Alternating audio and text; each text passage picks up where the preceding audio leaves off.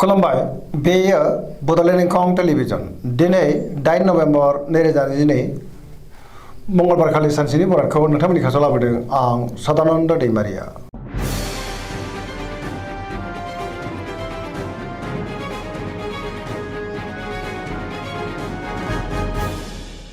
सिगां फरायनो लादों मेष राशि गिबि हांखो अ ल दिनैनि साना जोबोर मोजां जेरावबो देरहासारगोन सुथुरखौ दिनै गोरलैयैनो फेजेननोबो हागोन गुबुनजों मोजां सोमोन्दो लाखिनोबो रोंगोन बयजोंबो अनजागोन आरो अनसायजागोन मावनो लानाय खामानिखौ थि समावनो आरो गोरलैयैनो मावनोबो हागोन गोसोआ दिनै जोबोर खुसि जागोन देहाया मोजाङै थागोन बहानिफ्रायबा मोजां खौरां फैनोबो हागौ रांखावरियाव दिनै जोबोर मोजां बेफार फालांगियावबो जोबोर मोजां गोबां धोन आरजिनोबो हागोन सोरबा लोगोनिफ्राय मोजां खौरां फैनोबो हागौ न'खराव दिनै अनलायनाय फैगोन बिमा बिफानि अननाय आरोफोरखौ मोननो हागौ बिसि फिसायनि गेजेराव मोजां सोमोन्दो थागोन गोसोनि बोलोआ बांगोन गावनि गोसोनि साननायखौ दिनै गुबुननो फोरमायनोबो हागोन समाजाव मान मोनगोन सेंग्रा सिख्लाफ्रा जोबोर रमान्टिक जागोन आरो गावबा गावनि गोसोनि साननायखौ फोरमायलायनोबो हागोन पजिटिभ एनार्जिनि गोहोमबो गोग्लैगोन फरायसाफ्रा दिनै फरायनायाव गोसो दुंखांगोन आरो मोजां फिथाइ मोननोबो हागोन। वृष राशि गिबि हांखो इ उ ब दिनैनि साना जोबोर मोजां गोबां मोजां खाबु फैनोबो हागौ मोनफ्रोमबो बिथिङावनो जाफुंसारगोन गोसोखौ दिनै जोबोर गोजोननाय मोनगोन गोसोनि बोलोआ बांगोन गावनि गोसोनि साननायखौ गुबुननो फोरमायनो हागोन मावनो लानाय खामानिखौ थि समावनो मावफुंनो हागोन समाजाव बयजोंबो अनसायजागोन रांखावरियाव मोजां बेफार फालांगियावबो मोजां आयाबो बांनो हागौ सोरजोंबा बाख्नाय जानोबो हागौ न'खराव दिनै बिसि फिसानि गेजेराव अननानै फैगोन बिदा फंबायजों मोजां सोमोन्दो थागोन बिमा बिफानि अननाय आरोफोरखौबो मोननो हागोन देहाया मोजाङै थागोन गुबुननिफ्राय थोजासे हेफाजाब मोननोबो हागोन जायखि खामानि मावा मानो मोनफ्रोमबो खामानिखौनो दिनै गोरलैयैनो मावफुंनो हागोन सोरबा लोगोनिफ्राय अनसायनायबो मोननो हागौ गोसोनि साननायफ्रा जाफुंगोन पजिटिभ एनार्जिनि गोहोमबो गोग्लैनो हागौ।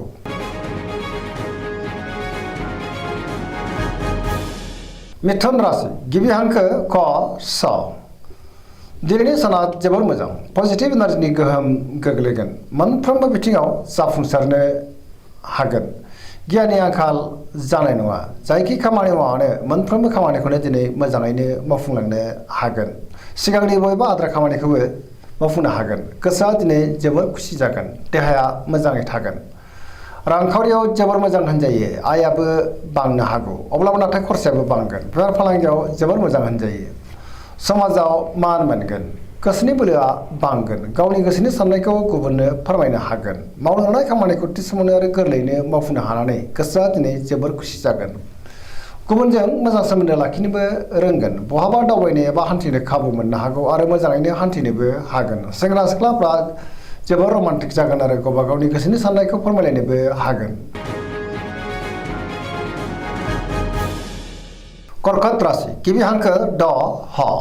दिनैनि साना बारा मोजां नङा गोसोखौ दिनै जोबोर उसुखुथु मोनगोन माबा मोनसे गोरोन्थि मावफ्लांनो हागौ सोरबा लोगोजों रायखोमा जानोबो हागौ गोसोनि साननायफ्रा देबार नांगोन गोसोआव नेगेटिभ साननायबो फैनो हागौ मावनो लानाय खामानिखौ मावफुंनो गोब्राब जागोन रांखावरियाव मोजां अब्लाबो नाथाय खरसायाबो बांनो हागौ बेफार फालांगियाव मोजां होनजायो न'खराव अननानै फैगोन बिदा फंबायनिफ्राय हेफाजाबबो मोनगोन समाजावबो लोगो लेवा बांगोन अब्लाबो नाथाय नेगेटिभ एनार्जिनि गोहोमबो गोग्लैनो हागौ सांग्रां जानांगोन देहाया मोजाङैनो थागोन गुबुनजों मोजां सोमोन्दो लाखिनो गोब्राब जागोन माबा नङा माबा मोनसे हेंथा सोमजिनोबो हागौ।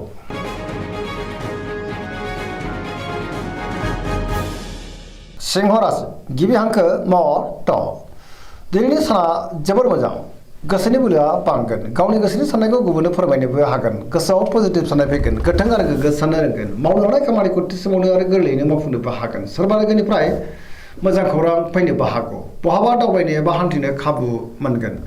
रांखावरियाव जोबोर मोजां बेफार फालांगियावबो दिनै जोबोर मोजां होनजायो आयाबो बांनो हागौ गोसोनि साननायखौ दिनै गुबुननो फोरमायनो हागोन न'खराव अननानै फैगोन बिदा फंबायनिफ्राय थोजासे हेफाजाब मोननो हागोन समाजाव दिनै गोबां मान मोनगोन गुबुननि गोसोखौ गोरलैयैनो बोनोबो हागोन देहाया दिनै मोजाङैनो थागोन गुबुननि थाखाय गोबां मोजां खामानि मावनानै होनोबो हागोन गोसोआ दिनै जोबोर रमान्टिक जागोन आरो लाइमोनफोरा गावबा गावनि गोसोनि साननायखौ फोरमायलायनोबो हागोन। कन्या राशि गिबि हांखो प ट दिनैनि साना जोबोर मोजां गुबुननि अननाय मोननो हागोन गोसोआव पजिटिभ साननाय फैगोन गोथों आरो गोग्गो साननो रोंगोन गियाननि आंखाल जानाय नङा जायखि खामानि मावा मानो मोनफ्रोमबो खामानिखौनो दिनै मोजाङैनो मावफुंलांनो हागोन रांखावरियाव मोजां बेफार फालांगियावबो मोजां देहाया दिनै मोजाङैनो थागोन न'खराव अनलायनाय फैगोन गोबां खामानियाव दिनै मुखुबबो थागोन सोरजोंबा बाख्नाय जानो हागौ गोसोआव पजिटिभ साननाय फैगोन पजिटिभ एनार्जि गोहोमबो गोग्लैगोन सेंग्रा सिख्लाफ्रा जोबोर रमान्टिक जागोन आरो गावबा गावनि गोसोनि साननायखौ फोरमायलायनोबो हागोन।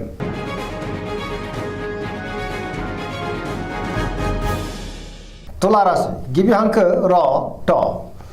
दिनैनि साना जोबोर मोजां गोसोनि बोलोआ बांगोन गावनि गोसोनि साननायखौ गुबुननो फोरमायनोबो हागोन मावनो लानाय खामानिखौ थि समावनो आरो गोरलैयैनो मावफुंनो हागोन देहाया मोजाङै थागोन बहाबा हान्थिनो एबा दावबायनो खाबु मोननोबो हागौ रांखावरियाव जोबोर मोजां बेफार फालांगियावबो जोबोर मोजां न'खराव दिनै बिसि फिसायनि गेजेराव अननानै फैगोन बिदा फंबायजों मोजां सोमोन्दो थागोन समाजाव गोबां मान मोनगोन गुबुननि गोसोखौ गोरलैयैनो बोनोबो हागोन सोरबा लोगोनिफ्राय थोजासे हेफाजाब मोननो हागौ गोदान थांखि लानो रोंगोन जायखि खामानि मावा मानो मोनफ्रोमबो खामानिखौनो दिनै मोजाङैनो मावफुंलांनो हागोन सेंग्रा सिख्लाफ्रा जोबोर खुसि जागोन आरो गावबा गावनि गोसोनि साननायखौ फोरमायनोबो हागोन पजिटिभ एनार्जिनि गोहोमबो गोग्लैगोन।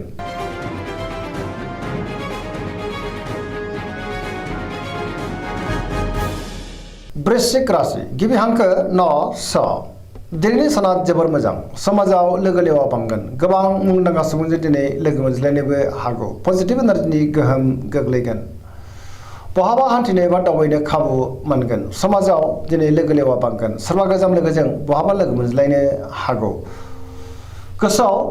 गोग्गो आरो गोथों साननाय फैगोन मावनो लानाय खामानिखौ थि समावनो आरो गोरलैयैनो मावफुंनोबो हागोन सोरबा लोगोनिफ्राय मोजां खौरां फैनोबो हागौ गोसोनि साननायफ्रा मोगथाङाव जाफुंगोन गोसोनि बोलोआबो बांगोन गावनि गोसोनि साननायखौ गुबुननो फोरमायनोबो हागोन समाजाव मान मोनगोन न'खराव दिनै अनलायनाय फैगोन रांखावरियाव मोजां अब्लाबो नाथाय खरसायाबो बांनो हागौ बेफार फालांगियाव मोजां होनजायो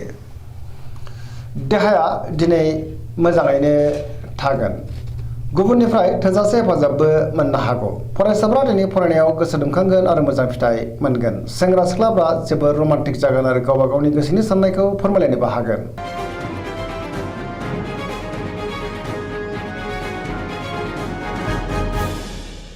धनु राशि गिबि हांखो ढ फ भ दिनैनि साना मोजां आरो गाज्रिनि गेजेरजोंनो बाबेनलांनो हागौ गोसोआव गोनो गोथो साननाय फैगोन मावनो लानाय खामानिखौ थि समाव मावफुंनो गोब्राब जागोन माबा नङा माबा मोनसे गोरोन्थि जालांनोबो हागौ गोसोनि साननायफ्रा दिनै देबार नांनो हागौ रांखावरियाव बारा मोजां नङा नाङा फाङा खरसाया बांनो हागौ बेफार फालांगियाव बारा मोजां नङा गोबां खहा जानांनोबो हागौ सांग्रां जानाया गाहाम समाजाव दिनै मान मोनगोन अब्लाबो नाथाय सोरनिबा गाज्रि नोजोर गोग्लैनोबो हागौ देहाया बारा मोजां थानाय नङा गोबां रोखोमनि देहायारि जेंनाजों मोगा मोगि जानांनो हागौ जानाय लोंनायाव सांग्रां जानांगोन न'खराव दिनै अनलायनाय फैगोन बिदा फंबायनिफ्राय हेफाजाबखौबो मोननो हागौ बहानिफ्रायबा हरखाबै गाज्रि खौरांबो मोननो हागौ सेंग्रा सिख्लाफ्रा जोबोर आला खाला जागोन गावबा गावनि गोसोनि साननायखौ फोरमायनो गोब्राब जागोन नेगेटिभ एनार्जिनि गोहोम गोग्लैनो हागौ।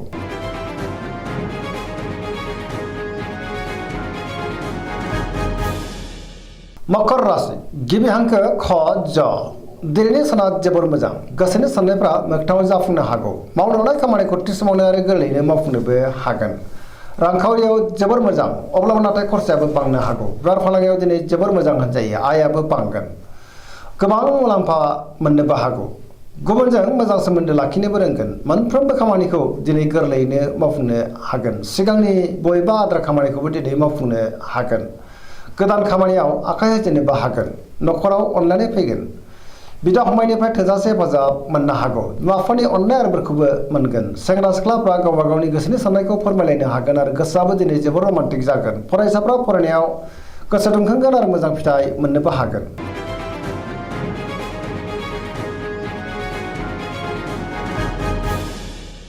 कुम्भ राशि गिबि हांखो ग स दिनैनि साना जोबोर मोजां गोसोखौ दिनै जोबोर गोजोननाय मोनगोन मावनो लानाय खामानिखौ थि समावनो आरो गोरलैयैनो मावफुंनोबो हागोन बहानिफ्रायबा मोजां खौरां फैनोबो हागौ समाजाव मान मोनगोन गोबां मुंदांखा सुबुंजों लोगो मोनज्लायनोबो हागौ रांखावरियाव जोबोर मोजां बहानिफ्रायबा गोबां धोन आरजिनो हागोन देहाया मोजाङैनो थागोन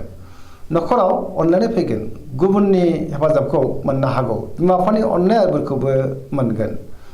सोरजोंबा बाख्नाय जानो हागौ बहाबा थाङोब्ला दिनै जोबोर मोजां आरो मोजाङैनो हान्थिनोबो हागोन पजिटिभ एनार्जिनि गोहोम गोग्लैगोन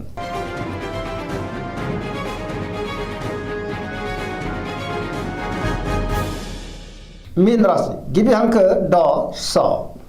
दिनैनि साना जोबोर मोजां गुबुननि थाखाय गोबां मोजां खामानि मावनानै होनोबो हागोन गोसोआव पजिटिभ साननाय फैगोन गोथों आरो गोग्गो साननो रोंगोन गियाननि आंखाल जानाय नङा गावनि गोसोनि साननायखौ गुबुननो फोरमायनोबो हागोन बहाबा थाङोब्ला दिनै जोबोर मोजां आरो मोजाङैनो हान्थिनोबो हागोन देहाया मोजाङै थागोन रांखावरियाव मोजां अब्लाबो नाथाय खरसायाबो बांनो हागौ बेफार फालांगियाव मोजां होनजायो नखराव अनलायनाय फैगोन सोरजोंबा बाख्नाय जानोबो हागौ सेंग्रा सिख्लाफ्रा गावबा गावनि गोसोनि साननायखौ फोरमायलायनो हागोन आरो गोसोआ दिनै जोबोर खुसि जागोन फरायसाफ्रा फरायनायाव गोसो दुंखांगोन आरो मोजां फिथाइ मोननोबो हागोन धोरोमारि बिथिङावबो दिनै गोसो दुंखांनो हागौ पजिटिभ एनार्जिनि गोहोम गोग्लैगोन सरासनस्रायै दिनै साना जोबोर मोजां आरो मोजाङैनो बारग'लांगोन दिनैनि राशि फरायनाया एसेनोसै जोबनायाव बेखौनो खावलायो जाहाथे नोंथांमोना सानफ्रामबो जोंनि बे बड'लेण्ड इंखं टेलिभिजनखौ नायबाय थायो आरो साबस्क्राइब खालामो लोगोसे लाइक खालामो आरो शेयार खालामो एसेनोसै गोजोन्थों